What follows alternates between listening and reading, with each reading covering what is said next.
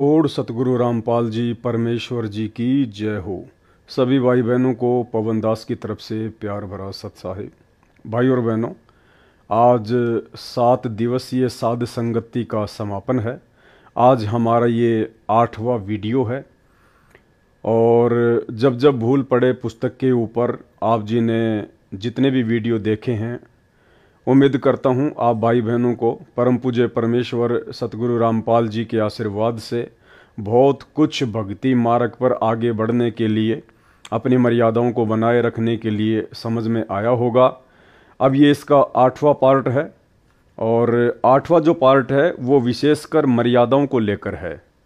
सबसे पहले परमात्मा ने जो खुला पाठ होता है, अखंड पाठ होता है, उसकी कुछ मर्यादाएं होती हैं। पाठ करते समय पाठी ने किन किन बातों का ध्यान रखना होता है, कैसी कैसी शुद्धता और स्वच्छता का ध्यान रखना होता है। हालांकि हमारे ये कोई विशेष काम की नहीं है, क्योंकि ना हम कोई पाठ करते हैं, ना हम पाठ करने के अधिकारी हैं, ना हमें गुरुदेव भगवान का आदेश प्राप्त है, इसलिए ये हमारे कोई विशेष काम की नहीं है। लेकिन एक चीज़ आप और हम भाई बहनों ने देखनी है। देखो, पाठ किया जाता है आदरणीय गरीबदास जी महाराज जी की वाणियों का, और भाई और बहनों, उसी आदरणीय गरीबदास जी महाराज जी की वाणियों से, सदग्रंथ साहिब से चुन चुन कर वाणियाँ सतगुरु रामपाल जी परमेश्वर जी ने आप और हमें तीनों समय की आरती के लिए एक नित्य नियम पुस्तक बना कर दी हैं। कहने का मतलब है, गरीबदास जी महाराज जी की वाणियों का जो 3 दिन का अखंड पाठ होता है, उस पाठ को करने में कितनी सावधानियां बरती जाती हैं, कितना ध्यान रखना पड़ता है हर बात का। तो आप और हम सभी भाई बहनों ने भी उन्हीं आदरणीय गरीबदास जी महाराज जी के सदग्रंथ साहिब से चुन चुन कर कबीर परमेश्वर सतगुरु रामपाल जी परमेश्वर जी के द्वारा निकाली गई वाणियाँ, जिनको नित्य नियम पुस्तक बनाकर आप और हमारे को नित्य नियम करने के लिए, रोजाना जिनका पाठ करने के लिए तीनों समय की आरती के रूप में दी गई है, आप और हम भाई बहनों ने भी उतनी ही सावधानी और स्वच्छता से उस नित्य नियम के गुटके को संभाल के रखना है। तीनों समय की आरती करते समय, उनका पाठ करते समय सावधानियां रखनी है, क्योंकि हम 13वें पंथ के पंथी हैं। परम पूज्य परमेश्वर सतगुरु रामपाल जी परमेश्वर जी के शिष्य और उनकी शिष्याएं हैं। आप और हमारे लिए वास्तव में यदि कोई ओरिजिनल सदग्रंथ साहिब है, तो पूज्य गुरुदेव जी के द्वारा तीनों समय की आरतियों का जो गुटका दिया गया है, जो छोटी सी भक्ति बोध पुस्तिका दी गई है, वो हमारे लिए वास्तव में सदग्रंथ साहिब है। यानी हमने कितनी सावधानी रखनी है, कितना महत्व देना है उस 3 समय की आरती के गुटके को और तीनों समय की आरतियों को। तो कुछ कुछ पॉइंट हम लेंगे इससे। खुले तथा अखंड पाठ की मर्यादा, गुरुदेव जी का आदेश, तो ये आप और हमारे लिए विशेष नहीं है, इसलिए हम केवल उसी बात को लेंगे जो हमारे लिए विशेष हो। इसमें 11 नंबर का पॉइंट है, जिसमें परमात्मा ने आदेश दिया है कि पाठी को सामान्य विधि से पाठ पढ़ना है। हनुमान चालीसा की तरह राग रूप में या अन्य बोली की लय में रामायण की तरह बिल्कुल नहीं पढ़ना है।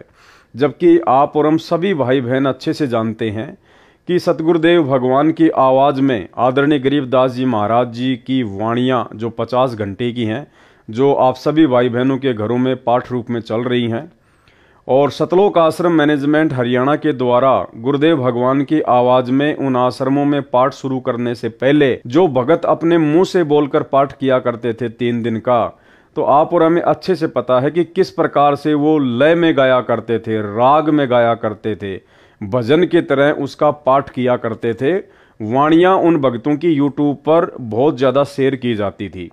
तो अंतर्यामी परमात्मा ने देखा कि इनको तो पाठ करना भी ढंग से नहीं आता है, इसलिए परमात्मा ने 11 नंबर पॉइंट में उनको निर्देशित किया कि पाठी को सामान्य विधि से पाठ करना है, यानी नॉर्मल तरीके से उसको पढ़ना है, किसी भजन की तरह या लय में या हनुमान चालीसा की तरह या रामायण की तरह नहीं पढ़ना है। पाठी को सामान्य विधि से पाठ पढ़ना है, हनुमान चालीसा की तरह राग रूप में या अन्य बोली की लय में रामायण की तरह बिल्कुल भी नहीं पढ़ना है। और भी बहुत सारे पॉइंट हैं। पाठ जो भी करेगा उसके लिए क्या नियम है। जो माई बहन बेटी बिंदी लगाकर आती है वे पाठ पढ़ सकती हैं। काजल या अन्य श्रृंगार व चमकीले कपड़ों वाली, बालों को डाई करने वाले, लिपस्टिक लगाकर माई बहन बेटी या भगत पाठ पर नहीं बैठना है। यानी परमात्मा ने बिल्कुल निर्देशित कर दिया है इस अखंड पाठ के माध्यम से। आप और हम भाई बहनों को शिक्षा केवल ये लेनी है 17 नंबर पॉइंट से कि अब हम सत्सेवक जो तीनों समय का पाठ करते हैं अपने घर पर, नित्य नियम, असुर निकंदन रमेणी और संध्या आरती, तो भाई और बहनों आपका वो तीनों समय का नित्य पाठ, वो तीनों समय की आरतियां उसी समय परमात्मा के चरणों में समर्पित होंगी।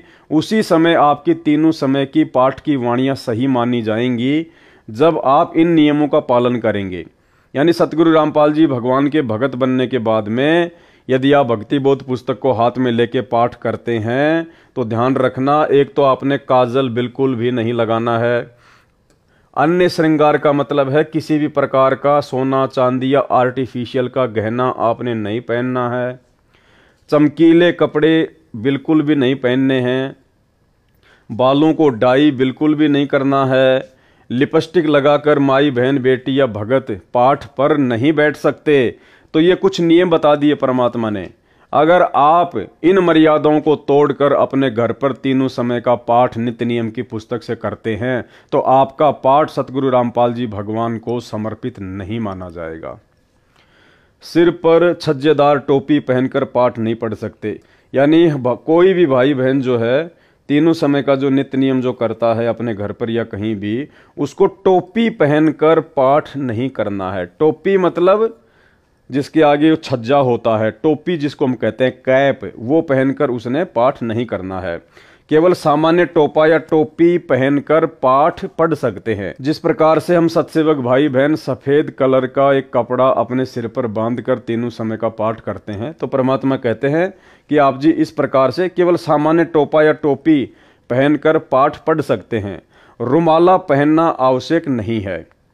आगे देखिए, चवर सेवा 24 घंटे करना अनिवार्य नहीं है, कभी भी बंद कर सकते हैं जब वो पाठ किया जाए। और जो डाई करना नहीं त्याग सकते, जो अपने बालों में डाई करना नहीं त्याग सकते, उनको पाठ पर बैठने व चवर सेवा करने की कोई आज्ञा नहीं है। तो ध्यान रखना है हम सत्सेवक भाई बहनों ने, अपने बालों में डाई हमने बिल्कुल भी नहीं लगानी है, वरना आपका जो पाठ आपके घर पर चलता है वाणियां परमात्मा की, वो आपको संपूर्ण लाभ नहीं देंगी। कुछ बहनें या माताएं श्रृंगार लिपस्टिक लगाकर या काजल लगाकर आती हैं, उनको पाठ पर न बैठने दें। ये आदेश हैं गुरुदेव भगवान के।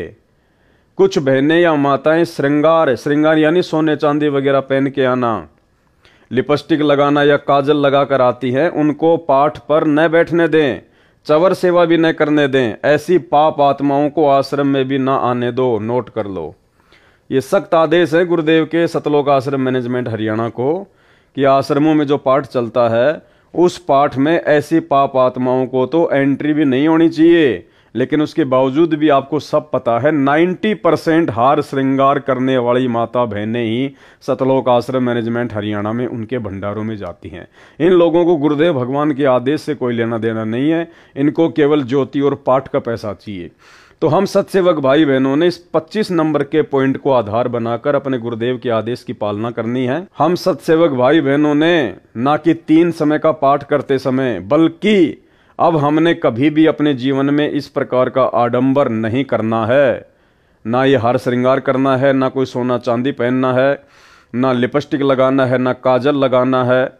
हमने किसी भी प्रकार का कोई भी आडंबर, जिस आडंबर से गुरुदेव भगवान बहुत नाराज होते हैं और उनके सख्त आदेश हैं, हमने अपने जीवन में इन आडंबरों को कोई जगह नहीं देनी है। तभी हमारा तीनों समय का पाठ जो है गुरुदेव भगवान के चरणों में समर्पित होगा। सतनाम प्राप्त को रोकना है। यदि आगे से ऐसा न करने का आश्वासन दे तो श्रृंगार उतार कर तथा काजल साफ करके आने दो। सारनाम प्राप्त को बिल्कुल कंसेशन नहीं है। सारनाम प्राप्त यदि सोना चांदी पहनेगा, हार श्रृंगार करेगा, काजल वगैरह लगाएगा, डाई लगाएगा, चमकीले भड़कीले कपड़े पहनेगा, तो परमात्मा कहते हैं उनको कोई छूट नहीं है, कोई कंसेशन नहीं है जिसको सारनाम प्राप्त है। काजल व श्रृंगार वाली तो चाहे कोई भी मंत्र प्राप्त है, पाठ पर नहीं बैठने देना है।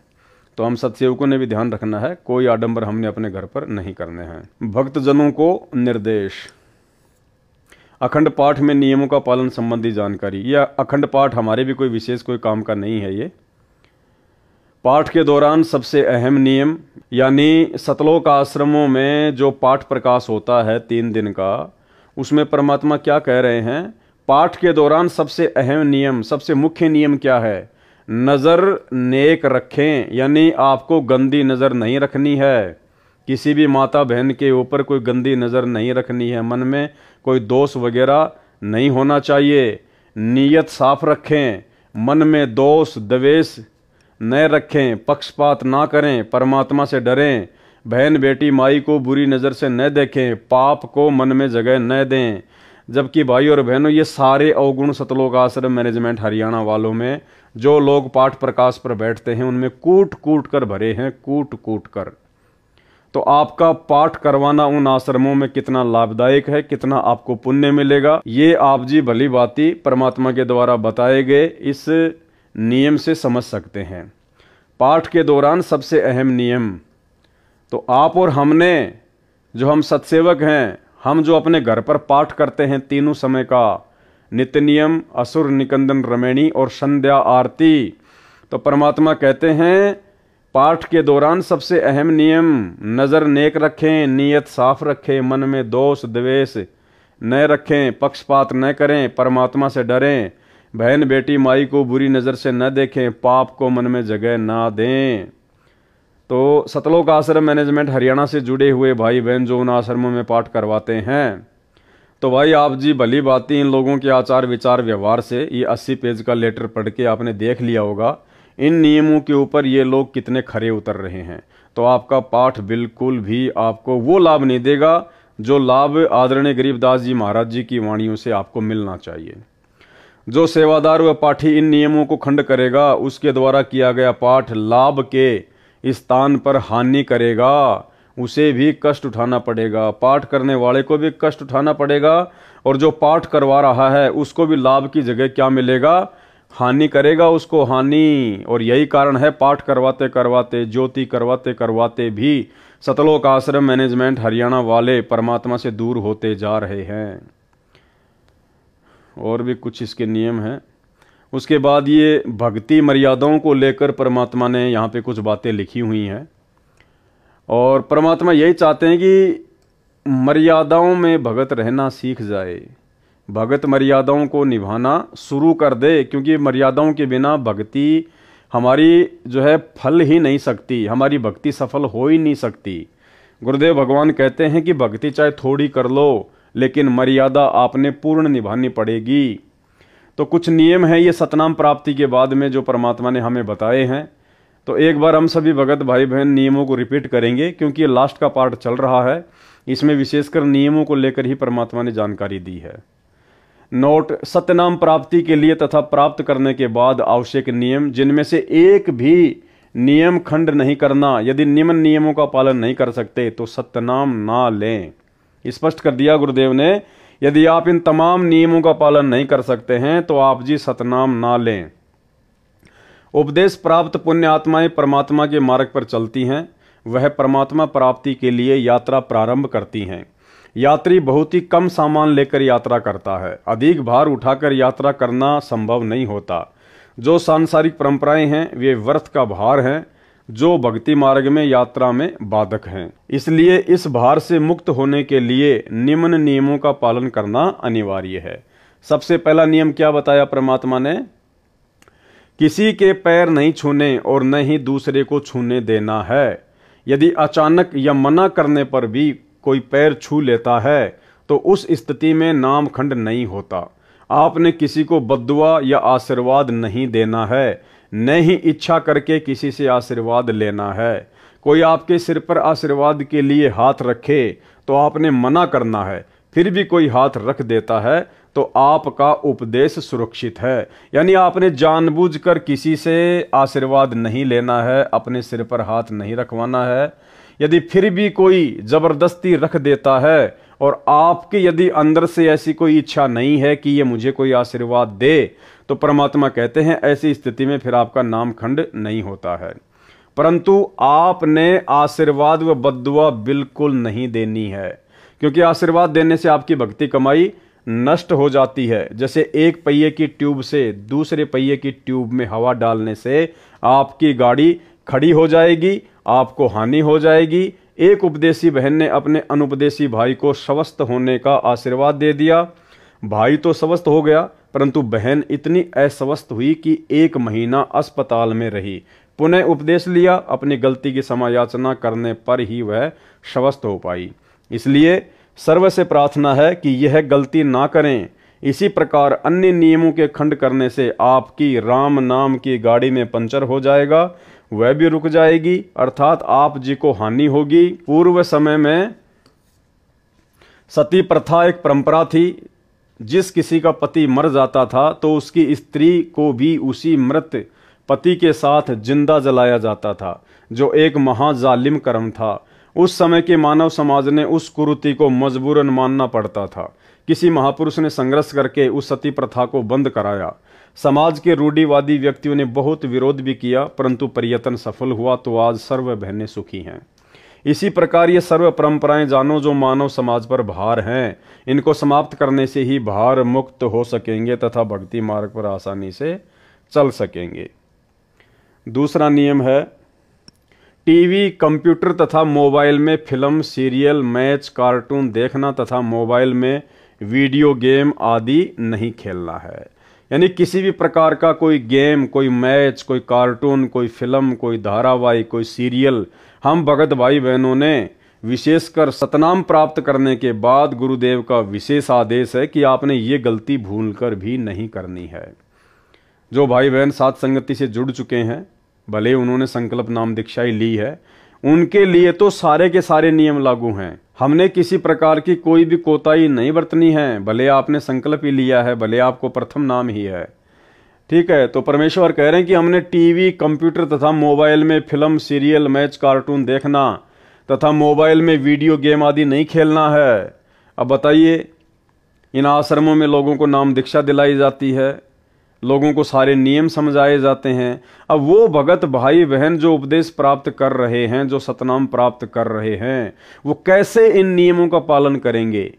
जब नाम दीक्षा दिलाने वाले गुरुदेव के कलयुगी परिवार वाले, सतलोक आश्रम मैनेजमेंट हरियाणा वाले, जो स्वयं दुनिया के लिए बैडमिंटन का स्टेडियम बना के दे दिए, धनाना गांव वालों के लिए 50 लाख रुपए की लागत से बैडमिंटन का स्टेडियम बना दिया गया है। खुद गुरुजी का लड़का कबड्डी के मैच की टीम को 31,000 रुपए दे रहा है। तो बताइए भाई और बहनों, उन्हीं सतलोक आश्रम मैनेजमेंट वालों से उपदेश प्राप्त करने वाले भाई बहन आखिर कैसे गुरुदेव भगवान के इन नियमों का पालन करेंगे? लेकिन इन नियमों का पालन भाई और बहनों आप और हम सत्सेवकों ने विशेष तौर पर करना है, यदि भक्ति मार्ग पर सफल होना है तो। नंबर 3, किसी को दान बिना सिला कपड़ा, सीधा आदि नहीं देना है। देखो क्या कह रहे हैं परमात्मा, किसी को दान बिना सिला कपड़ा, सीधा नहीं देना है। सीधा का मतलब क्या होता है? सीधा का मतलब होता है आटा, चावल, दाल, चीनी, नमक, चाय पत्ती, साबुन, इसको कहते हैं सीधा सामान देना।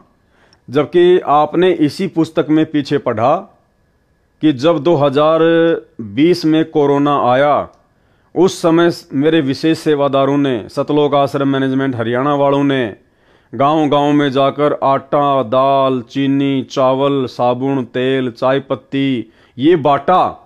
तो भाई ये परमात्मा का नियम है, 3 नंबर नियम है कि जब हमें सतनाम प्राप्त हो जाता है तो हमने किसी भी भगत को सीधा सामान नहीं देना है, बिल्कुल भी बिना सिला हुआ कपड़ा भी किसी को दान में नहीं देना है, किसी को पहनने के लिए नहीं देना है। यदि किसी को आवश्यकता है तो आप जी अपने पहने हुए कपड़े उसको दे सकते हैं, आपने बिना सिले हुए तो कपड़े भी किसी को नहीं देने, अन्यथा वो उसको बेचकर उसके पैसे का दुरुपयोग कर सकता है। इतनी सावधानी हमने बरतनी है। तो परमेश्वर का स्पष्ट आदेश है, किसी को दान बिना सिला कपड़ा नहीं देना है, सीधा आदि नहीं देना है। सीधा आदि मतलब आपने किसी को भी खाने पीने का जो कच्चा सामान है वो नहीं देना है। भाई फिर वो परमात्मा 2020 में हिसार जेल से आदेश देके कोरोना काल में कैसे अपनी ही मर्यादा तुड़वाकर, अपने ही वचन को तुड़वाकर दुनिया वालों के लिए आटा, दाल, चावल, चीनी, साबुन, तेल ये वितरित करवाएगा। तो ये सारा का सारा मनमाना आचरण था सतलोक आश्रम मैनेजमेंट हरियाणा का। किसी को दान, बिना सिला कपड़ा, सीधा आदि नहीं देना है, नहीं किसी धार्मिक स्थल, मंदिर, मंडी के लिए पैसे देने हैं, न ही उनके किसी भंडारे में जाना है। जैसे धर्मशाला, गली पक्की करने, कुआं तथा तालाब जोहड़ की खुदाई, खेतों के सांझले नाले की खुदाई तथा अन्य इसी प्रकार के सामूहिक सामाजिक कार्यों के लिए पैसा दे सकते हैं। जैसे आप किसी गांव में रहते हैं, आप किसी कॉलोनी में रहते हैं, तो शहरों में तो सारे काम सरकार करती है, नगर निगम करता है। ये विशेषकर गांव में समस्या आती है। जैसे गांव में सभी लोग इकट्ठा होकर आपस में पैसे इकट्ठे करके ट्यूबवेल वगैरह लगवा लेते हैं, जोहड़ की खुदाई करवा लेते हैं, कोई तालाब वगैरह बनवाते हैं, गांव में कोई सड़क वगैरह जो है वो बनवाते हैं।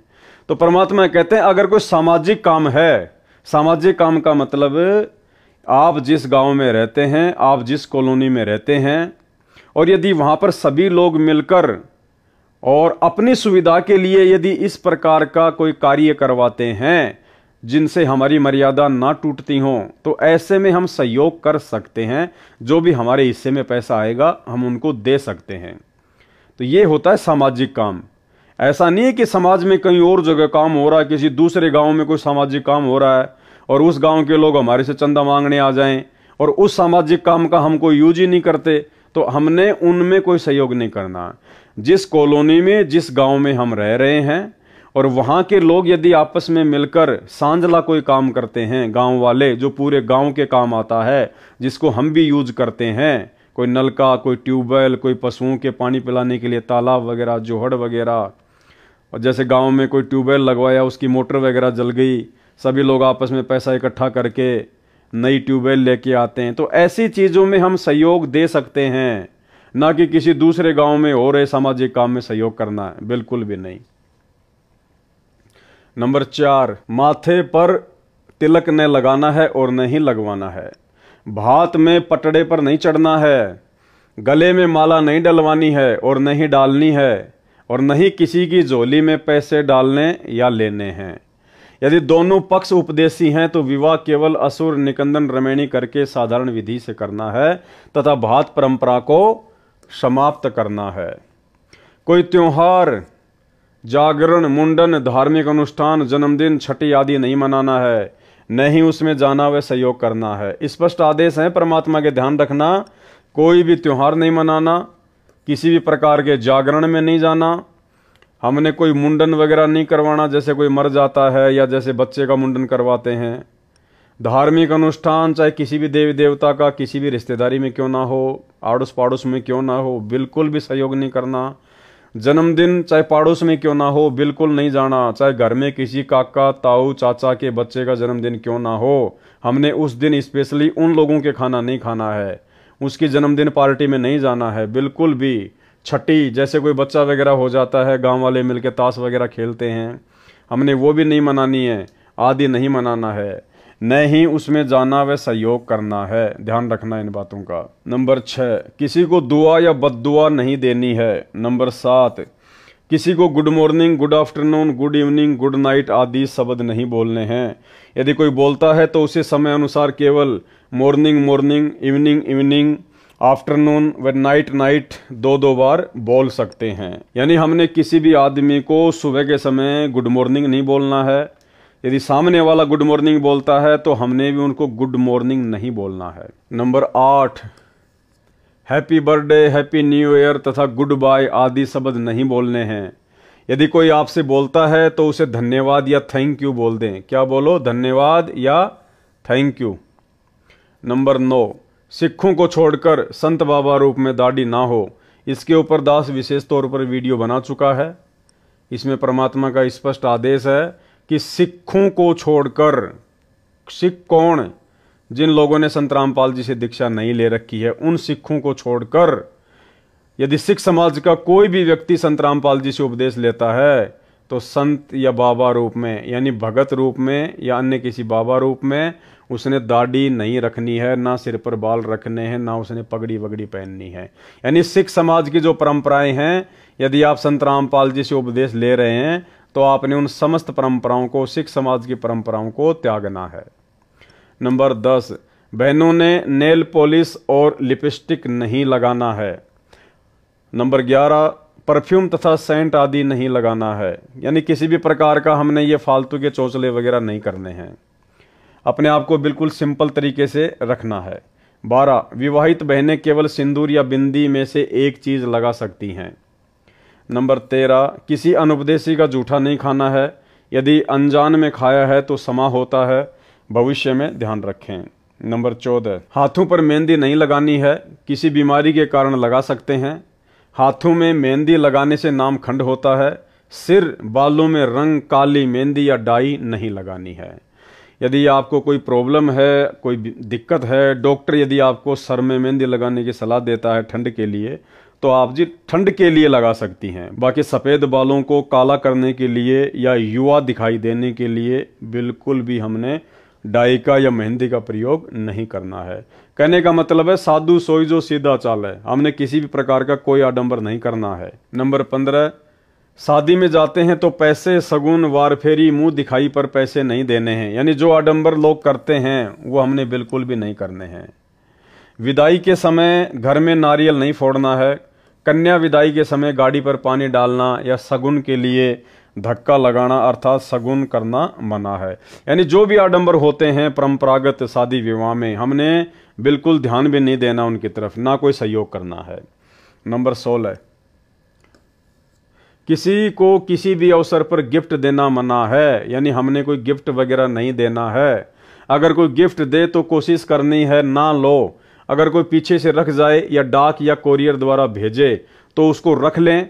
उनके उपलक्ष्य में कुछ रुपए दान आश्रम में कर दें। जब आपके गुरु आश्रम में हो उस समय कुछ रुपए, भाई क्या गिफ्ट लेके आया है, कितने रुपए का होगा, उसके उपलक्ष्य में कुछ रुपए आप जी अपने गुरु जी के हाथों में आश्रम में दान कर दें जब आपके गुरु आश्रम में हो।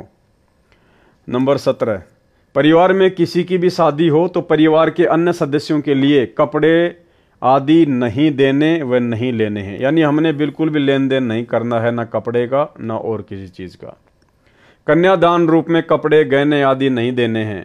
रुपए भी इस उपलक्ष्य में देने हैं कि आपने वहां खाना खाया है, और बहन के घर जाते हैं तो इसी उद्देश्य से पैसे दे सकते हैं कि आपने वहां खाना खाया है या चाय आदि पी है। ये ध्यान रखें, यदि अधिक दान दे दिया तो आपकी बहन पर आपका ऋण न हो जाए तथा संस्कार ना जुड़ जाए, क्योंकि हम संस्कारवश यहाँ कालजाल में रह जाते हैं।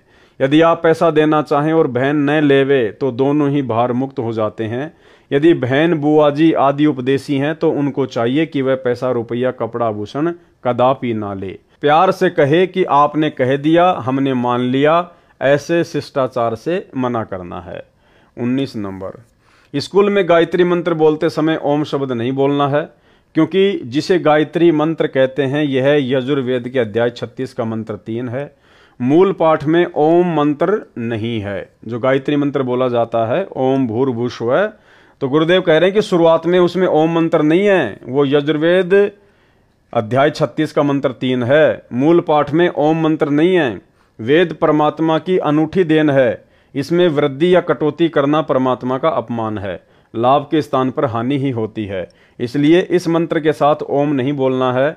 यजुर्वेद के अध्याय 36 मंत्र 3 अर्थात कथित गायत्री मंत्र मात्र परमात्मा की महिमा का एक मंत्र है। इसे पढ़ने से परमात्मा के गुणों का ज्ञान होता है। जैसे बिजली की महिमा कहीं लिखी हो तो उसको कविता बनाकर गाते रहने से बिजली के गुणों का ज्ञान तो हो जाता है, परंतु बिजली का लाभ नहीं मिल सकता। लाभ तो बिजली का कनेक्शन लेने से ही मिलेगा। इसी प्रकार यजुर्वेद अध्याय 36 मंत्र 3 जिसको गायत्री मंत्र बताकर जाप करने को कहते हैं वह व्यर्थ है, क्योंकि यह मंत्र तो परमात्मा की महिमा का ज्ञान कराता है, परमेश्वर के गुणों अर्थात लाभ को बताता है। वह लाभ अधिकारी संत से सत्यनाम व सारनाम की दीक्षा प्राप्त करके अर्थात कनेक्शन लेकर ही प्राप्त हो सकते हैं। यजुर्वेद अध्याय 36 मंत्र 3 अर्थात गायत्री मंत्र की आवृत्ति करने से नहीं, फिर भी कोई अज्ञानी व्यक्ति विद्यार्थियों को विवश करे तो ओम शब्द का उच्चारण न करें। स्कूल में यदि आपके बच्चों को गायत्री मंत्र बोलने के लिए विवश किया जाता है तो अपने बच्चों को बता दें कि बेटा शुरू में ओम मत बोलना, बाकी आगे का मंत्र बोल लिया कर। गायत्री मंत्र का भूर्भुवस्व से ही उच्चारण प्रारंभ करें। ओम एक अक्षर को न लगाएं। अध्यापकों को चाहिए कि यजुर्वेद अध्याय 36 मंत्र 3 की अपेक्षा संत गरीबदास जी महाराज जी की वाणी से मंगलाचरण विद्यार्थियों से बुलवाएं। गायत्री मंत्र से कई गुना लाभ होता है, परंतु सतनाम तथा सारनाम बिना सब व्यर्थ है। नंबर 20, मुर्दे के अंतिम संस्कार में लकड़ी डाल सकते हैं, कंधे पर या अन्य साधन द्वारा शव को ले जा सकते हैं। 21, मुर्दे पर एक से अधिक कफन नहीं डालना है। यदि आपसे पहले किसी ने कफन डाल रखा है तो आपने कफन नहीं डालना है, क्योंकि कफन केवल एक ही होता है। अगर पहले कफन डाल रखा है फिर किसी ने एक से अधिक ज्यादा कफन डाला है तो नाम खंड होता है। नंबर 22, शादी में खाना खा सकते हैं, ये मानकर पैसे दे सकते हैं कि आपने यहाँ भोजन खाया है। नंबर 23, यदि दोनों पक्ष उपदेशी हैं तो पीलिया देना, छुचक देना बंद करना है। एक पक्ष अनुपदेशी है तो केवल 2-2 जोड़ी कपड़े केवल जच्चा व बच्चे को देने हैं। नंबर 24, नौकरी पर ऑफिस में जब कोई रिटायर होता है तो ऑफिस में सभी आपस में पैसे इकट्ठे करके उसे गिफ्ट तथा पार्टी देते हैं। ऐसा कर सकते हैं, इसमें थोड़ा बहुत दे सकते हैं, लेकिन उपदेशी ने कतई नहीं लेना है। 25, घर में जब बहन आती है तो उसे कपड़े व पैसे नहीं देने हैं। अगर बहन या बेटी अनुपदेशी है तो बहुत कम 1 या 2 जोड़ी कपड़े दे सकते हैं। बच्चों के लिए खाने पीने का सामान भी दे सकते हैं। और अगर जब बहन के घर जाते हैं तो साथ में बच्चों के लिए फल मिठाई आदि लेकर जा सकते हैं। 26, स्कूल में विदाई पार्टी के समय बच्चे पैसे दे सकते हैं। 27, यदि गौशाला की कमेटी रजिस्टर्ड है तो रुपए दे सकते हैं। यदि रजिस्टर्ड नहीं है तो चारा आदि दे सकते हैं। 28, शादी की मिठाई कोई घर में लेकर आए तो और कुछ शादी के नाम के कार्ड के साथ मिठाई लाते हैं तो हृदय से मना करें। फिर भी कोई रख जाए तो खा सकते हैं। उसके बदले में कुछ रुपए आश्रम में दान कर दें, आप पर भार नहीं रहेगा। उपदेशी भगत ने समाज में किसी के विवाह में भी भोजन खा रखा है, उसके लिए विवाह के दिन से कुछ दिन बाद मिठाई व भोजन करवा सकते हैं। यह छूट केवल एक बार है, आगे से विवाह में मिठाई बनाने की परंपरा बंद है। सामान्य भोजन बनाएं। नंबर 29, भगत भाई आपस में उधार सामान एक दूसरे से ले सकते हैं, और अगर आपस में एक दूसरे के घर आते जाते हैं तो बच्चों के लिए खाने पीने का सामान ले जा सकते हैं। नंबर 30, भाई या बहन की आर्थिक स्थिति कमजोर हो तो आर्थिक या अन्य मदद उधार रूप में कर सकते हैं। बहन को चाहिए कि उस पैसे को लौटाएं जिससे उस पर भार नहीं बनेगा। यदि बहन या भाई धन लौटाने में असमर्थ है तो भाई कभी बहन पर तथा बहन भाई पर पैसे लौटाने का दबाव ना बनाए। 31, लड़की की शादी में माता पिता अपनी लड़की को 4 जोड़ी कपड़े दे सकते हैं, पैसे नहीं। अगर लड़के की शादी में लड़की वाले बगैर नाम वाले हैं और वो अगर जबरदस्ती अपनी लड़की को कुछ देना चाहें तो इसी प्रकार लड़की की शादी में लड़के वाले अनुपदेशी कुछ मांग करें तो स्पष्ट मना कर दें, बिल्कुल नहीं लेना देना है। 32, जिन लड़कियों का विवाह होता है वे जिन कपड़ों को पहनकर विवाह मंडप अर्थात रमणी में बैठे उन्हीं कपड़ों में अपनी ससुराल जाए, अन्य पोशाक न बदले। किन्हीं परिस्थितियों में बदलने पड़े, जैसे मिट्टी लग जाए, गीली हो जाए या अन्य कारण से खराब हो जाए तो बदल सकते हैं, अन्यथा नहीं। सुनने में आया है कि कुछ बहनें रमणी में विवाह के समय सामान्य पोशाक पहनती हैं, बाद में तड़क भड़क वाली पोशाक पहनकर ससुराल जाती हैं। वह मर्यादाओं के विरुद्ध है। विवाह के समय जैसी भी नई या पुरानी पोशाक पहन रखी है उसी को पहनकर ससुराल में जाएं, अन्य या उपरोक्त परिस्थितियों में पोशाक बदली जा सकती है। नंबर 33, आपके द्वार पर कोई भिक्षुक आता है या कहीं बाजार में आपसे कोई भिक्षा मांगता है तो उसे पैसे ना दें, खाना खिला दें।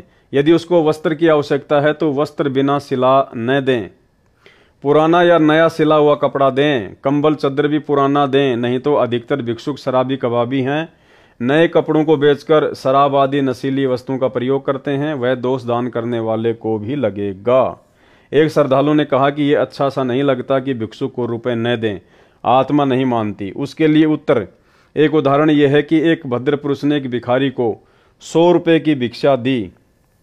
पहले वह भिक्षुक पाव शराब पीता था, अपनी पत्नी व परिवार को परेशान करता था। उस दिन 100 रुपये प्राप्त होने के कारण उस भिखारी ने आधा बोतल शराब पी ली। शराब के नशे में अपनी पत्नी को पीट डाला। उस भिखारी की पत्नी ने बच्चों समेत आत्महत्या कर ली। उस जेंटलमैन के 100 रुपए के दान ने एक परिवार को उजाड़ दिया। इसका दोष दानकर्ता को है। गीता में लिखा है कि कुपात्र को किया दान लाभ के स्थान पर हानि ही करता है।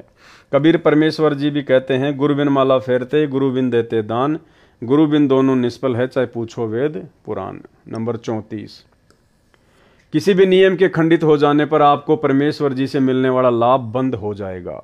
जैसे बिजली का कनेक्शन कट जाने पर सर्व लाभ बंद हो जाते हैं, जो कार्य बिजली से होने थे वे रुक जाते हैं। इसी प्रकार परमात्मा की शक्ति से जो आपको तथा आपके परिवार को लाभ मिलना था वह रुक जाता है। एक बहन ने बताया कि उसके पति ने दीक्षा भी ले रखी है, किसी भी नियम का पालन नहीं करता। इसी प्रकार एक भगत ने अपनी पत्नी की शिकायत की, उसके विषय में यह जाने कि उनका नाम खंडित हो चुका है। ऐसे व्यक्तियों का कोई भयंकर पाप कर्म है। नाम खंडित होने पर वह पाप कर्म अपना प्रभाव करके हानि करेगा। जब तक मर्यादा में रहकर भक्ति करते हैं तो वह पाप कर्म हानि नहीं कर सकता। एक बहन ने ऐसे ही नाम खंडित कर रखा था। कुछ वर्षों के बाद उसकी जीभ में कैंसर का रोग हो गया। उस बहन से पूछा कि अब क्या आपको टीवी देखना, लिपस्टिक लगाना अच्छा लगता है? उसने रोते हुए कहा, नहीं। इसी प्रकार परिवार व शरीर में हानि से बचने के लिए तथा परमात्मा से लाभ प्राप्त करके मोक्ष प्राप्ति के लिए मर्यादा में रहें, अन्यथा पाप कर्म आपको नुकसान कर देगा।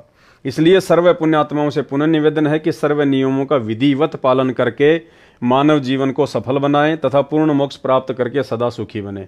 ये ध्यान रखना भाई और बहनों, आगे काम आएगा। यानी सतगुरु रामपाल जी भगवान हमें जो उनके आध्यात्मिक नियम हैं, जो भक्ति के नियम हैं, परमात्मा ने 34-35 नियम हमारे को बता दिए। इनमें कोई छूट नहीं है, कोई कंसेशन नहीं है।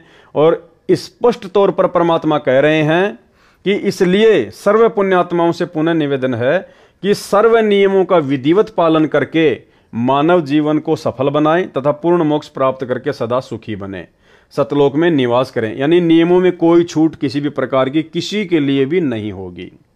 जो विद्यार्थी शिक्षा समय में मौज मस्ती करते हैं वे शिक्षा से वंचित रह जाते हैं, आजीवन कष्ट उठाते हैं। जो शिक्षा के समय में मौज मस्ती न करके लगन से शिक्षा पूरी कर जाते हैं तो उनको विद्यालय में किए प्रयत्न का फल बाहर क्षेत्र में नौकरी द्वारा प्राप्त होता है। इसी प्रकार सर्व मानव परमात्मा प्राप्ति के विद्यालय में विद्यार्थी यानी भगत हैं। जो भगत मौज मस्ती करते हैं, भक्ति तथा नियमों का पालन न करके अन्य प्राणियों के शरीरों में घोर कष्ट उठाएंगे।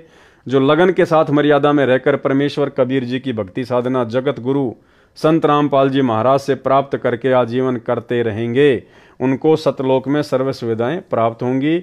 वहां वृद्ध अवस्था नहीं है, मृत्यु भी नहीं होती, ऐसा ही जीवन है।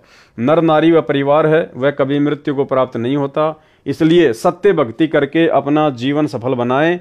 जिस सत्य भक्ति से आपको यहाँ भी सर्व आवश्यक सुख सुविधाएं प्राप्त होंगी तथा पूर्ण मोक्ष भी मिलेगा। अब एक चीज ध्यान रखना भाई और बहनों, ये इस पुस्तक के लास्ट में जो ये नियम वगैरह लिखे गए हैं ये सतगुरु रामपाल जी परमेश्वर जी ने नहीं लिखे हैं, क्योंकि पुस्तक सतलोक आश्रम मैनेजमेंट हरियाणा वालों ने छपवाई है और बाद में इन्होंने नियम खुद लिखे हैं। ये सतनाम प्राप्ति के बाद में जो 34 नियम है ये सतलोक आश्रम मैनेजमेंट हरियाणा वालों ने खुद इस पुस्तक में लिखे हैं और नियम वही हैं जो सतगुरु रामपाल जी भगवान हमें देते हैं, यानी कोई छूट नहीं किसी भी प्रकार की। तो पहले तो इन लोगों ने ये 34-35 नियम लिख दिए सारे के सारे।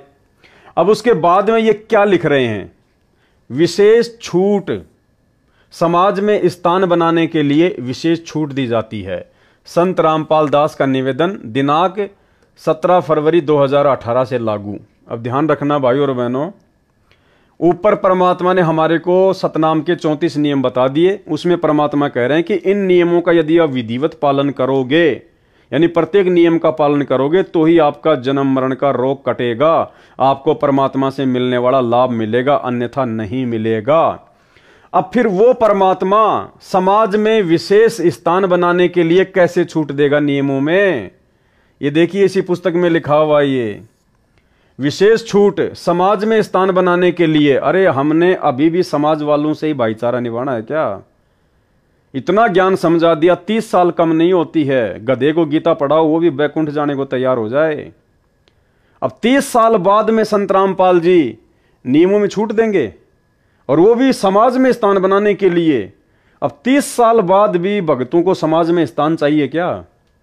तो ये सतलोक आश्रम मैनेजमेंट हरियाणा का काल प्रेरणा से मनमाना आचरण है संगत को भक्ति मर्यादाओं से नीचे गिराने के लिए। क्योंकि दो ही शक्ति हैं, दयाल और काल। दयाल ने 28 साल से ज्ञान दिया, नियम बताए, कोई छूट नहीं दी। और काल सतलोक आश्रम मैनेजमेंट हरियाणा वालों में कुप्रेरणा करके, क्योंकि भक्ति का आधार है नियम मर्यादा। अगर आप मर्यादा में नहीं हैं, नियम नहीं निभाओगे, तो आपकी भक्ति लाख जन्म भी सफल नहीं हो सकती, चाहे आप किसी भी संत की शरण में क्यों ना हो। तो ये विशेष छूट कौन देगा? सतगुरु रामपाल जी परमेश्वर जी तो नहीं देंगे ना। कभी हमने उनके 28 वर्षों के सत्संगों में कभी सुना कि बच्चों आपको थोड़ी बहुत में छूट दे रहा हूं नियमों में, आपको समाज में स्थान बनाने के लिए, अपने रिश्तेदारियों में स्थान बनाने के लिए मैं आपको छूट दे रहा हूं। पहले भक्ति सौदागर पुस्तक चलती थी ज्ञान गंगा से पहले, तो एक सत्संग में परमात्मा ने कहा कि भाई हमने इस भक्ति सौदागर पुस्तक के शुरू में सारे नियम लिख दिए हैं, अगर इस आश्रम की तरफ मुंह करो तो पहले नियम पढ़ के आना, अगर ये नियम निभा सको तो नाम दीक्षा लेना आके, नहीं तो अपने घर बैठे रहना। आप खुद सतगुरु रामपाल जी परमेश्वर जी के मुख कमल से सुन लीजिए, 2010 का ये सत्संग है। कहते नकबे सर नकबा बनी पैर थी हार हमेल, 1-1 लाख के गहने पहरा करती, आज वो सुंदरी से कुतिया बनी देख साहिब के खेल। तो पुण्यात्मा, ये इन बातों से डर लगना चाहिए। इन बातों से डर लगने लगेगा, मालिक में रुचि बनेगी और भजन करने को दिल करेगा। और ये लोग दिखावा जो ड्रामा है, नाचा कूदी, ये बकवाद मन में आवे को नहीं, ये कहने की आवश्यकता नहीं पड़ा। दास ने कैसा मत करियो, हाँ कहना तो पड़ता है एक बार बालक को, कुछ दिनों के बाद फिर आपकी रुचि ना बढ़े। इतना तो इस दास को विश्वास हो गया है कि परमात्मा के बच्चे भगवान को पहचानने लग गए, क्योंकि अब शिक्षित समाज है। आपको नाम दिया जाता है, नाम देने से पहले सब नियमों से परिचित कराया जाता है। और हमने ये पुस्तक बनाई है भक्ति सौदागर को संदेश, इसके प्रथम अध्याय में ही हमने नियमों का पूरा विस्तार से विवरण दिया है कि कोई भी पुण्यात्मा इस आश्रम की तरफ आएगा तो पहले तैयार होकर आवे। पहले क्या होता था कि भक्तजन समझाते थे नाम ले लो तुम्हारा कल्याण हो जाएगा, बड़े सुख होते हैं, यहाँ आ जाते थे उपदेश लेने, और यहाँ आकर के हम फिर उनको लिस्ट दिखाते थे ये नियम निभाने हैं, तो भाग जाते थे कि नहीं हमारा भी ये नियम नहीं निभा, क्योंकि वो उल्टे रंग में रंगे हुए वो सारे। तो अब उनको पहले ये लिख कर दे दिया कि तुम तैयार होकर आ जाना, तुम्हारा मन मानने तो आना, क्योंकि कल्याण होगा इस मर्यादा में रहने से। तो अब ये दास देख रहा है कि अब कितना डर लगता है बहन बेटी भाइयों को, बच्चों को। अब वो कहीं, क्योंकि समाज हमारा जो है सारा का सारा समाज काल प्रेरित है, उन्हीं क्रियाओं को कर रहा है जो ना करने वाली होती हैं। और हमारा भक्त एक घर में एक व्यक्ति ने नाम ले लिया और 5-6 व्यक्ति वो सारे शास्त्र विरुद्ध साधक हैं, तो उनके साथ संघर्ष बनता है बेचारे का जा करके। फिर भी वो इतना दृढ़ है, डरता है, आकर पूछता है जी मेरे पे ऐसी गलती होगी, मेरा नाम तो खंड नहीं हो गया, आगे से नहीं करूँगा। तो कहने का भाव ये है कि पहचानने लग गए तुम परमात्मा को और संघर्ष करना सीख गए, आप सफल होगे, देख लेना एक दिन।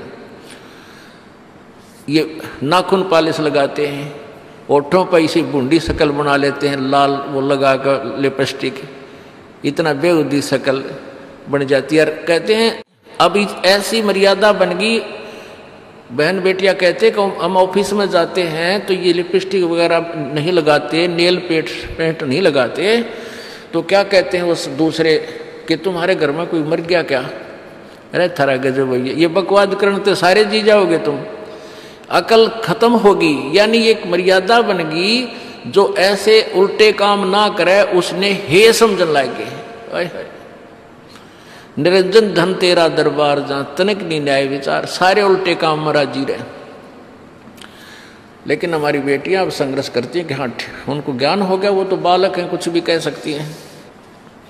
तो अब हम सबको बताते हैं ये ऐसा नहीं करना, क्योंकि पहले हमारा ज्ञान गांव में ज़्यादा चला था। इस दास ने गांव में जाकर प्रचार किया, तो वहाँ तो ये था को ना लिपस्टिक का फंड था, ना कोई नाखून पालिश लाया करती, मेहंदी मुंदी ला लेती, तो यार वो भी मना कर दिया हमने, समझा दिया कि इसका कोई फ़ायदा नहीं है, अपना भक्ति करो।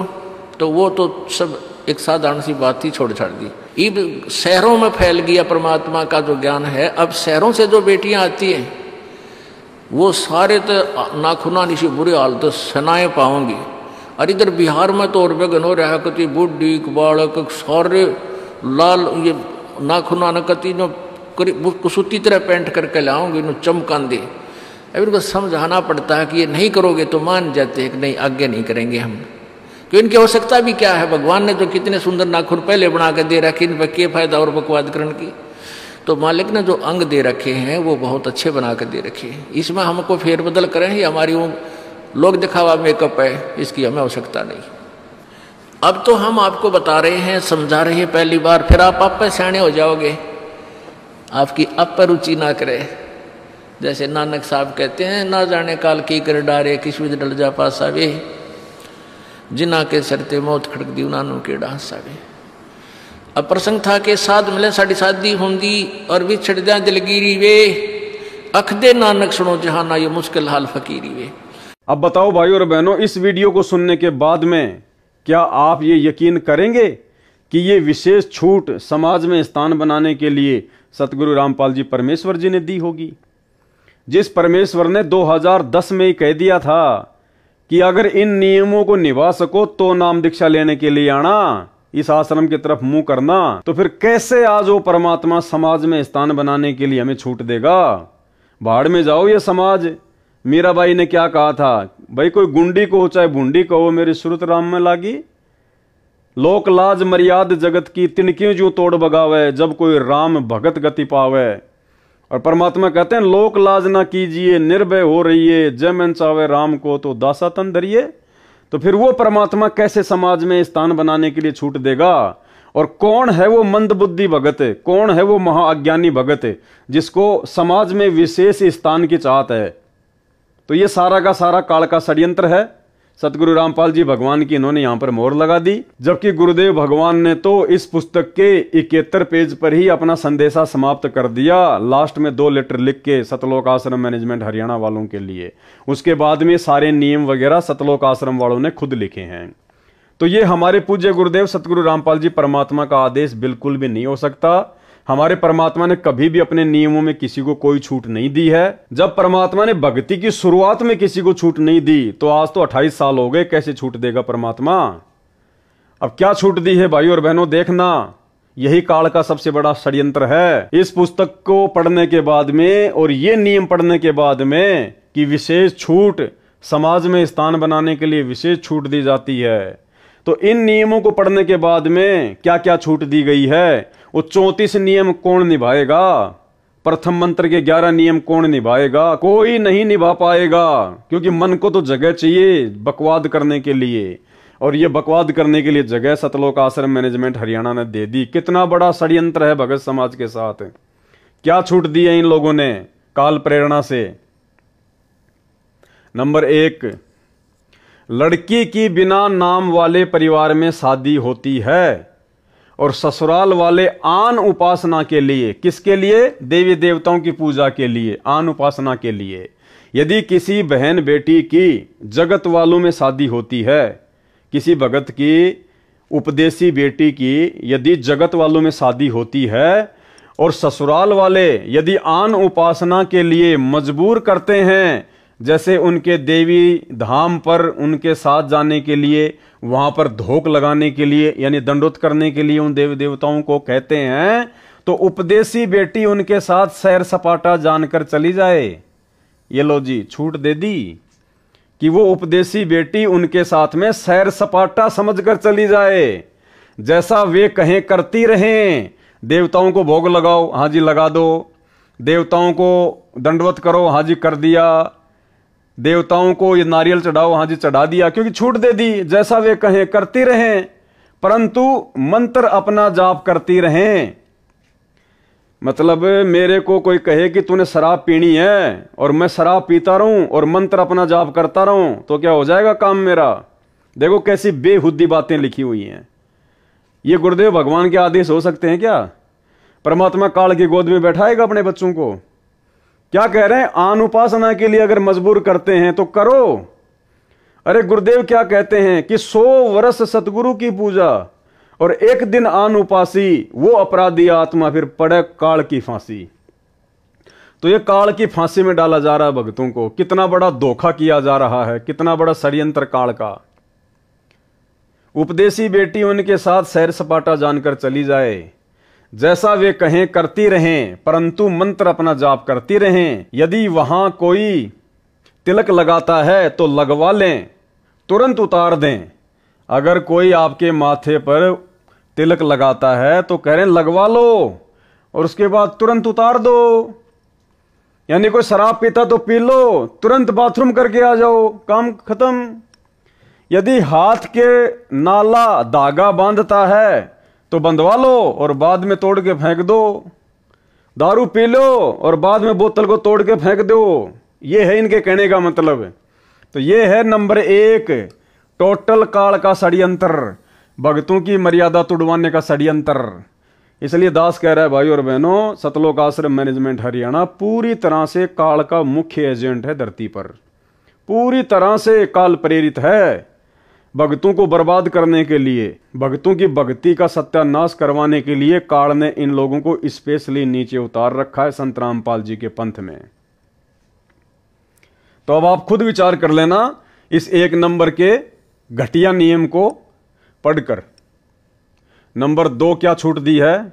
यदि किसी त्योहार पर भोजन बनाने के लिए कहें तो बना दें, उसे खा भी लें, परंतु भोग वाला ना खाएं। यदि भोग लगाकर सब भोजन में मिलाते हैं तो उसे ना खाएं, अपना भोजन अलग निकालें या भिन्न बना लें। नंबर 3, भात के समय यदि किसी उपदेशी को जाना पड़े तो पटड़े पर चढ़ने से बचें। यदि मजबूरी है तो कोई बात नहीं। जबकि सतनाम के नियम में गुरुजी स्पष्ट कह रहे हैं कि आपने भात में पटड़े पर नहीं चढ़ना है, तिलक नहीं लगवाना है, माला नहीं डलवानी है। और यहां क्या छूट दे दी गई? भात के समय यदि किसी उपदेशी को जाना पड़े तो पटड़े पर चढ़ने से बचें। यदि मजबूरी है तो कोई बात नहीं। ये लो जी, अब बताओ, नहीं करना है और कर भी लो, नहीं करना है और कर भी लो, फिर वो 34 नियमों का मतलब क्या रह गया? उन 34 नियमों में तो स्पष्ट रूप से मना कर दिया गया और यहां छूट दे दी गई, तो फिर वो 34 नियमों का मतलब क्या रह गया फिर? नंबर 4, यदि कोई माला डालता है तो उसे हाथ में पकड़ लें, यदि डाल दी जाए तो तुरंत निकाल लें। नंबर 5, यदि किसी अधिकारी या राजपद प्राप्त भगत को कोई उद्घाटन रस्म करनी पड़े तो अनिच्छा से एक ड्रामा समझकर करें। नंबर 6, यदि सरकारी कर्मचारी या अधिकारी का या प्राइवेट नौकर को या पुत्र वधु व पत्नी को निषेध वस्तु लेने के लिए आदेश होता है तो बचें। निषेध वस्तु यानी शराब, मांस, बीड़ी, गुटखा। किन किन को? यदि सरकारी कर्मचारी, कोई सरकारी नौकरी करता हो, कोई चपड़ासी हो, कोई बाबू हो या कोई और कोई नौकर हो, अधिकारी का या प्राइवेट नौकर को या पुत्र वधु व पत्नी को निषेध वस्तु लेने के लिए आदेश होता है तो बचें। यदि मजबूरी है तो ला सकता है। देखो, अगर आपके घर में आपका ससुर अनुपदेशी है और आप उसकी जो है पुत्र वधू हैं, और आपका ससुर या आपका जो पति है वो शराबी है, वो आपको अगर शराब लाने के लिए कहे, आपका बाप अनुपदेशी आपको कहे कि बेटा जा दारू की बोतल लेके आ, नहीं तो घर में नहीं रहने दूंगा, तो क्या कह रहे हैं सतलोक आश्रम मैनेजमेंट हरियाणा वाले? यदि मजबूरी हो तो ला सकता है, जैसे शराब, सिगरेट लाने, मांस बनाने, फौज में या होटल में या कहीं नौकर को व विवाहित बहनों को सास ससुर पति आदि आदेश दें तो मजबूरी मानकर दुखी मन से परमात्मा से क्षमा मांग कर करें। भाई मर्यादा रैंक आ गई। आप जहां नौकरी कर रहे हैं वो भी शराब ला के दे सकते हैं, बीड़ी ला के दे सकते हैं, मांस बना के दे सकते हैं। आपके घर में आपका पति, आपका ससुर अनुपदेशी है, आपको मांस बनाने के लिए कहता है बना दो, शराब लाने के लिए कहता है ला दो, उसका पैक बनाने के लिए कहता तो उसका पैक बना दो, गुटखा बीड़ी लाने के लिए गए तो ला दो। अरे फिर मर्यादा रह कहां गई भाई? क्या मतलब फिर भक्ति का? फिर क्यों नियम दिए संत रामपाल जी ने? क्यों इतना वो प्रयत्न कर रहे हैं 30 साल से? अगर ये सारे कुकर्म करने हैं तो फिर नियम देने की जरूरत क्या पड़ गई थी गुरुजी को? तो ये सारा का सारा आपकी आंखों के सामने भाई और बहनों, कितना बड़ा षड्यंत्र इस 80 पेज के लेटर में। आप भाई बहनों की मर्यादा तुड़वाने के लिए यानी परमात्मा ने जो कहना था इस 80 पेज के लेटर में पिछले 7 वीडियो में आप भाई बहनों को अच्छे से समझवा दिया। उसके बाद देखो लास्ट में काल का षड्यंत्र, यानी कोई 5 किलो देसी घी का हलवा बनाए और उसमें फिर 1 मुट्ठी बालू रेत की डाल दे। वो काम सतलोक आश्रम मैनेजमेंट हरियाणा ने ये विशेष छूट दे के नियमों में बाद में कर दिया। क्या आपने कभी अपने गुरुदेव के मुख से सुना, किसी भी सत्संग में सुना कि बच्चों आपको नियमों में छूट दी जा रही है? तो देख लो आपकी आंखों के सामने है भाई और बहनों। यानी आप बीड़ी भी ला सकते हैं, सिगरेट भी ला सकते हैं, मांस भी पका सकते हैं, देवी देवताओं को धोख लगा सकते हैं, भोग लगा सकते हैं, कोई नियम मर्यादा नहीं है, कुछ भी कर सकते हैं आप, जैसे दूसरे पंथों में चलता है वो काम हो गया। इसलिए दास कह रहा है इन आश्रमों में केवल इन लोगों को पैसा चाहिए ज्योति पाठ का, भगत जाओ भाड़ में, भक्ति जाओ भाड़ में, मर्यादा जाओ भाड़ में। ये हैं काल के एजेंट। एक बार दोबारा पढ़ लो। यदि सरकारी कर्मचारी या अधिकारी का या प्राइवेट नौकर को या पुत्र वधू व पत्नी को निषेध वस्तु लेने के लिए आदेश होता है तो बचें। यदि मजबूरी हो तो ला सकता है, जैसे शराब, सिगरेट लाने, मांस बनाने, फौज में या होटल में या कहीं नौकरों को, विवाहित बहनों को सास ससुर पति आदि आदेश दें तो मजबूरी मानकर दुखी मन से परमात्मा से क्षमा मांगकर करें। कुछ दिन में परमात्मा अड़चन समाप्त कर देगा। भाई मर्यादा टूटेगी, उसको काल उठा ले जाएगा तो हो गई समस्या समाप्त। फिर पहले उनको मना करें कि मैं ये पाप नहीं कर सकता, फिर भी जोर दें तो कहें कि इसका पाप आपको लगेगा, कहकर कर दें। यानी आपको कोई जबरदस्ती दारू पिलाने का प्रयास करे तो पहले तो मना करो और उसके बाद में लेके गिलास लगा के मुंह के गट गट पी के बोल दो कि तेरे को पाप लगेगा। बताओ ये कोई जायज बात है कोई? अरे फिर संघर्ष क्या है? फिर 28 साल से गुरुजी ने इतना ज्ञान क्यों दिया? फिर जब ये काम करने थे तो मजबूर तो काल करेगा। इसलिए भाई और बहनों, सतलोक आश्रम मैनेजमेंट हरियाणा वालों को, माता बहनों को कोई कहीं दिक्कत नहीं है, क्योंकि सब इन्हीं नियमों पे चलते हैं। इसलिए ना उनका कोई घर में कोई संघर्ष है, ना उनका समाज में कोई संघर्ष है, क्योंकि आश्रम में आते हैं तो वो भगत बन जाती हैं, भगतमती बन जाती हैं। जब अपने गांव वापस जाती हैं, अपने समाज में वापस जाती हैं, रिश्तेदारियों में जाती हैं, तो वहां पे वो जगत वाली की तरह बन जाती हैं। वो जैसा कहते हैं वैसा वो करने लग जाती हैं। तो उनको संघर्ष करने की आवश्यकता नहीं है। ये संघर्ष तो सत्सेवक कर रहे हैं, सत्सेवक है। इसलिए दास कहता है कि भाई केवल सत्सेवक ही परमात्मा के हीरे मोती लाल हैं, बाकी सब काल के जीव हैं, काल के जीव। तो बताओ कोई मर्यादा बची नहीं, फिर भक्ति क्यों कर रहे हैं भाई? भक्ति सफल होगी कैसे? अरे डॉक्टर ने आपके कैंसर का ऑपरेशन कर दिया और कैंसर के रोगी को डॉक्टर ने कह दिया भैया तेरे को मीठा बिल्कुल भी नहीं खाना, तेरे लिए जहर समान है, ध्यान रखना इस बात का। और फिर डॉक्टर नीचे लिख दे कि विशेष छूट, अगर कोई तुझे दबाव दे तो तू मीठा खा लेना। तो बताओ वो डॉक्टर है क्या? वो डॉक्टर हो सकता है क्या? वो मरीज का वो हितैषी हो सकता है क्या?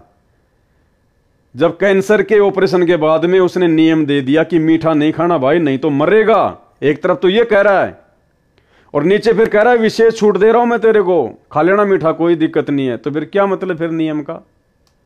तो ऊपर तो सतगुरु रामपाल जी परमेश्वर जी ने जो नियम बताने थे वो उन्होंने बता दिए अपने फाइनल, और सतलोक आश्रम मैनेजमेंट हरियाणा हमारे को छूट दे रहा है।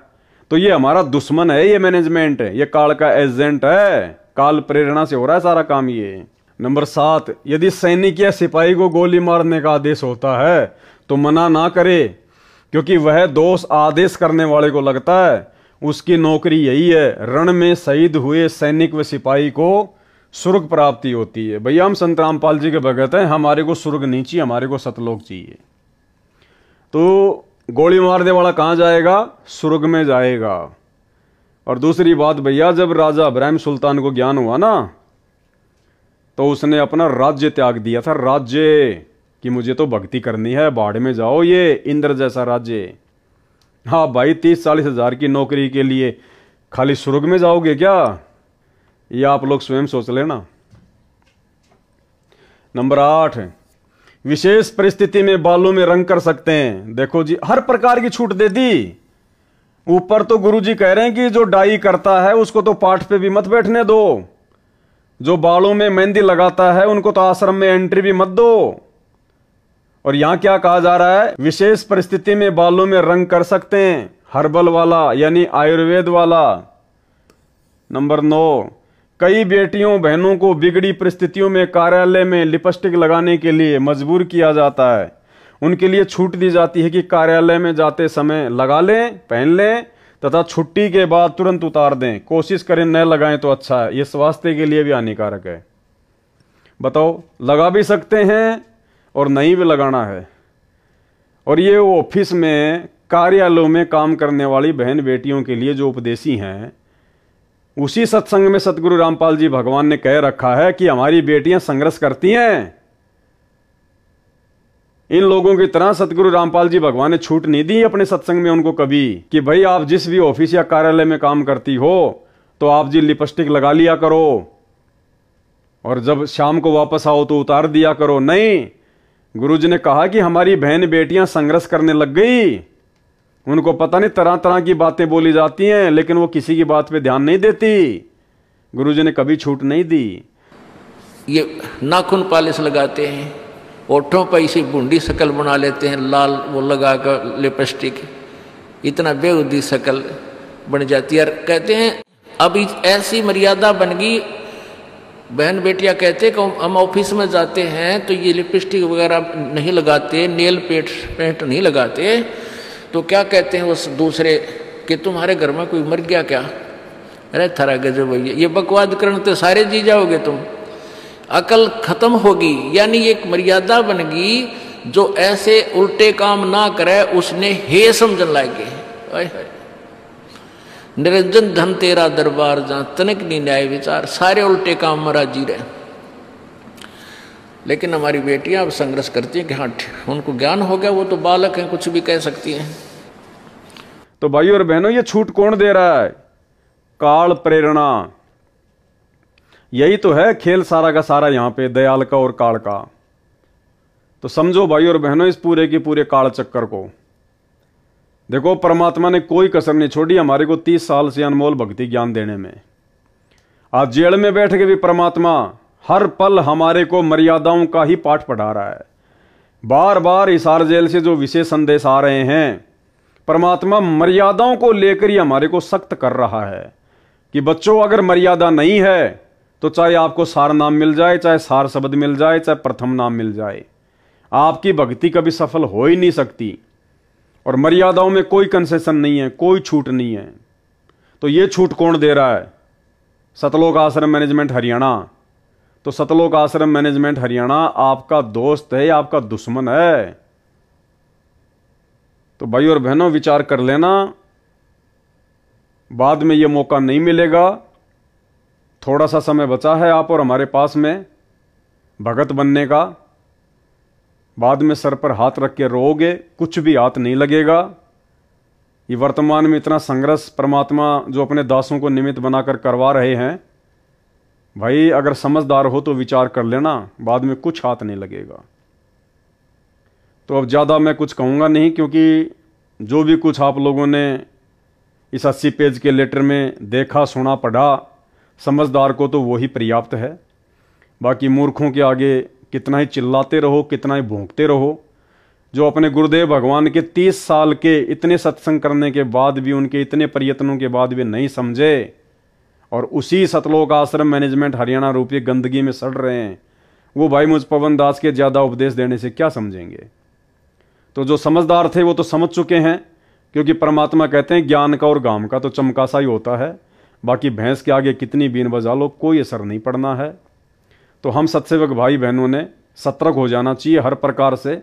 आप लोगों के मन में किसी भी प्रकार की कोई शंका, कोई डाउट नहीं होना चाहिए कि वास्तव में साध संगतियां परमात्मा का विशेष मिशन है। साध संगतियों से जुड़े रहकर और पूर्णतया मर्यादा में रहकर भक्ति करने से ही हम गुरुदेव के दिल में विशेष जगह बना पाएंगे, सतलोक के लिए अधिकारी बन पाएंगे। अन्यथा इस प्रकार की ड्रामेबाजी, नियमों में छूट, दुनिया भर की अड़ंगेबाजी जो 2014 के बाद सतलोक आश्रम मैनेजमेंट हरियाणा स्वयं भी करता है और संगत से भी करवा रहा है, भाई इस प्रकार की बकवादों से परमात्मा नहीं मिलेगा, असंख्य जन्म नहीं मिल सकता। तो आज की वीडियो में केवल इतना ही। 80 पेज का लेटर कंप्लीट हुआ।